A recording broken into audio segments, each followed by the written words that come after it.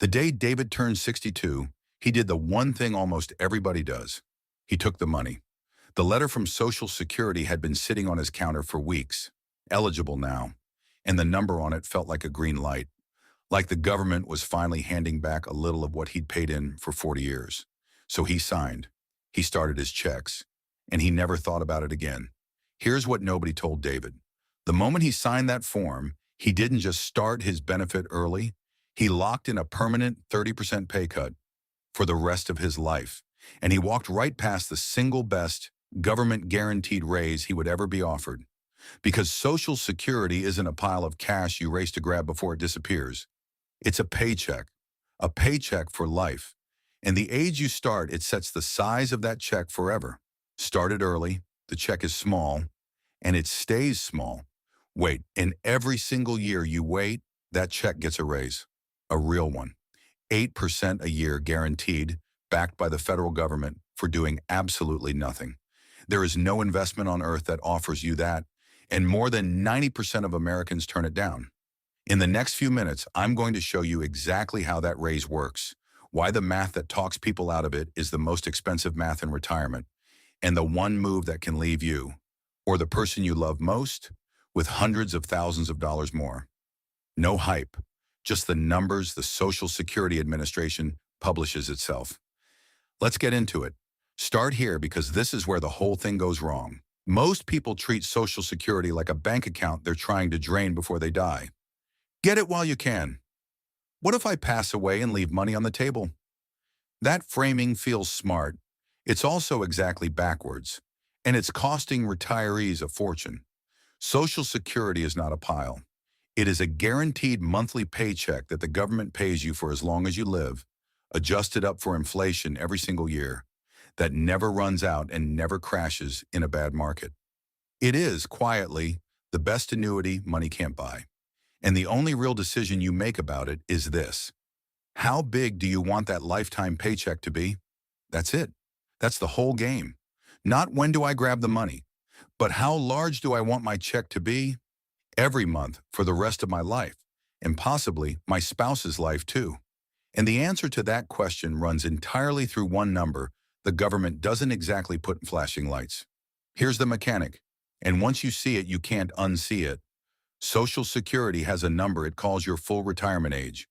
For everyone born in 1960 or later, that age is 67. That's the age where you get your full normal benefit, what the government calls 100%. Now watch what happens on either side of it. If you claim at 62, the earliest you can, you don't get 100%. You get 70. The Social Security Administration permanently cuts your check by 30% for life for going early. That's not a penalty they sneak in. It's published right on SSA.gov. But here's the part that should stop you cold. Every year you wait past your full retirement age, up to 70, the government adds 8% to your check. They call them delayed retirement credits. Wait from 67 to 70, and you stack up an extra 24% on top of your full benefit. Your check goes to 124%. So line up the two ends. The person who claimed at 62 locked in 70. The person who waited until 70 gets 124. Do the division, and the one who waited is collecting roughly 77% more every month for the rest of their life. In real 2025 dollars, the Social Security Administration's own figures put the gap at over $2,200 a month between the average person who claims at 70 and the one who claims at 62. $2,200 a month for doing one thing, waiting and letting the raise stack. Now, an 8% guaranteed annual raise, say that out loud in any other context. There is no bank, no bond, no blue chip stock that guarantees you 8% a year, every year, no matter what the market does. Pensions can fail. Annuities cost a fortune and pay less. This is the only guaranteed 8% raise in American life, and the government is practically begging you to take it.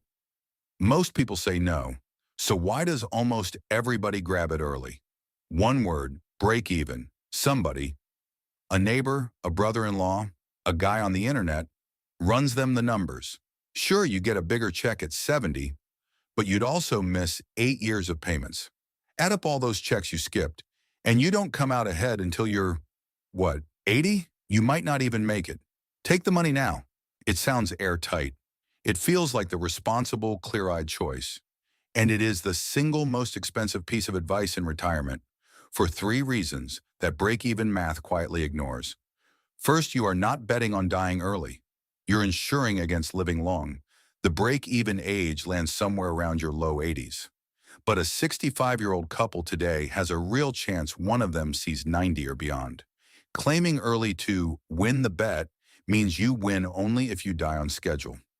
Wait, and the longer you live, the exact scenario that drains every other account you own, the more that bigger check pays off. It's insurance that pays off backwards, the most precisely when you need it most. Second, the raise compounds where it matters. Social Security gets a cost of living adjustment most years, but a COLA is a percentage, and a percentage of a 124% check is a bigger raise every year than the same percentage of a 70% check. The gap doesn't just exist, it widens year after year for the rest of your life.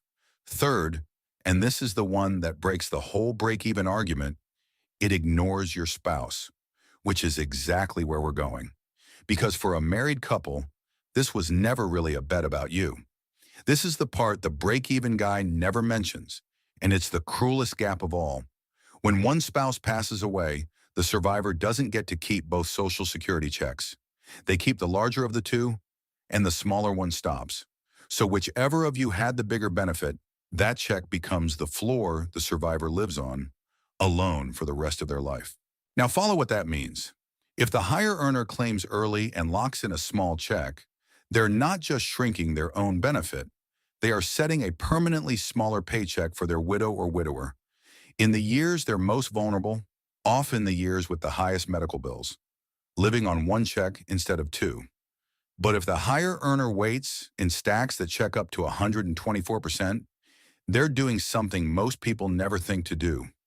They're buying their spouse a bigger paycheck for life, one that kicks in exactly when the other income disappears. You're not delaying a benefit. You're leaving the person you love the largest guaranteed check you possibly can. If you remember nothing else from this video, remember this. For a married couple, the higher earner's claiming age isn't a personal preference. It's the most important number in your survivor's financial life. And almost nobody runs it that way.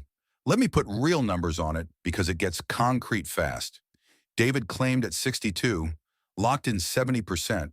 Call it $1,800 a month. He felt good about it. Money in the door, right away. And for a while it was fine. Susan, same work history, roughly the same full benefit, did the hard thing. She bridged the gap with savings, kept her hands off Social Security, and let the raise stack. Every year, 8% more. By 70, her check wasn't $1,800. It was over $3,100 a month for the rest of her life, rising with inflation off that bigger base.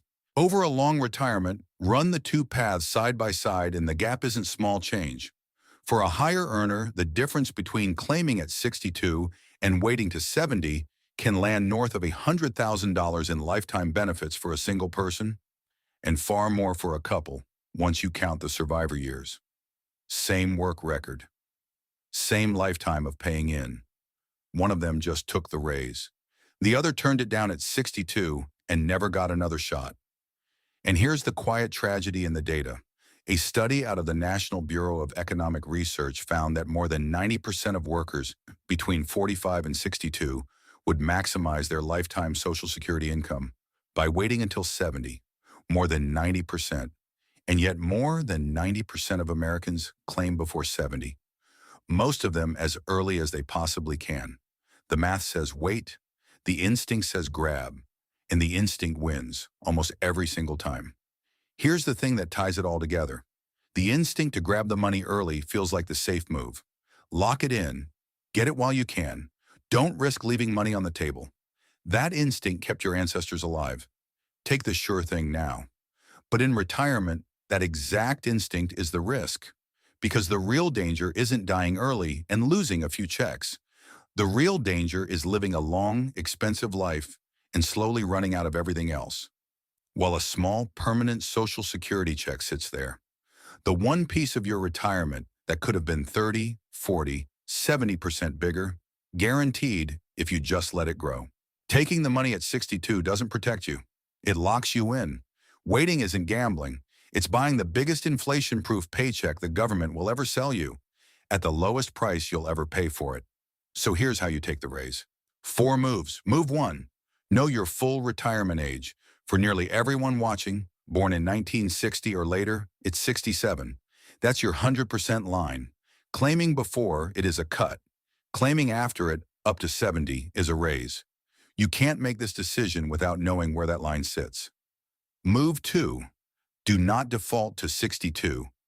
62 is the most expensive button in your entire retirement, and it's the one almost everyone presses out of habit.